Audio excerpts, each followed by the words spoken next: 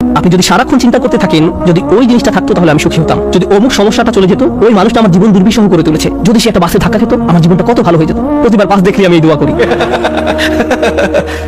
আমরা সব সময় নিজেদেরকে একথা বলে বুঝাই যদি অমুক মানুষটি বা অমুক সমস্যাটি জীবন থেকে চলে যেত তাহলে জীবন কত সুন্দর হয়ে যেত, অথবা যদি অমুক দুঃখটি দূর হয়ে যেত তাহলে সবকিছু পারফেক্ট হয়ে যেত। যদি মানুষের পরিবর্তন হতো, যদি পরিস্থিতির পরিবর্তন হতো, যদি পরিবেশের পরিবর্তন হতো, আমরা এভাবে ভাবতে থাকি সবকিছুর পরিবর্তন হলে জীবন সুন্দর হয়ে যেত, তাহলে আমাকে আর দুর্বল থাকতে হতো না।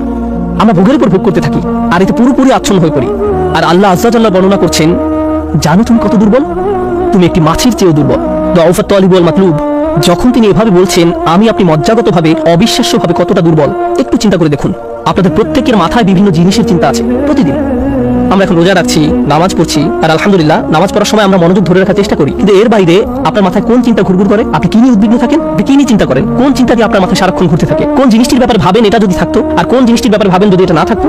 কারোর জন্য অসুস্থতা, কারোর জন্য ডিপ্রেশন, কারোর জন্য দুঃখ, কারোর জন্য হয়তো কোনো ব্যক্তি। কেউ কেউ ভাবেন যদি ওই মানুষটা আমার ব্যাপারে খুশি হতো। তারা অন্য একজনকে খুশি করার চিন্তায় মশগুল থাকেন। যদি আমার বাবা আমার উপর খুশি থাকতেন তাহলে আমি সুখী হতাম, কিন্তু আপনার বাবাও তো একজন মানুষ। তিনি যদি আজ খুশি হয়েও থাকেন কাল হয়তো তার জীবন শেষ হয়ে যেতে পারে। তারপর আপনি কি করবেন? এরপর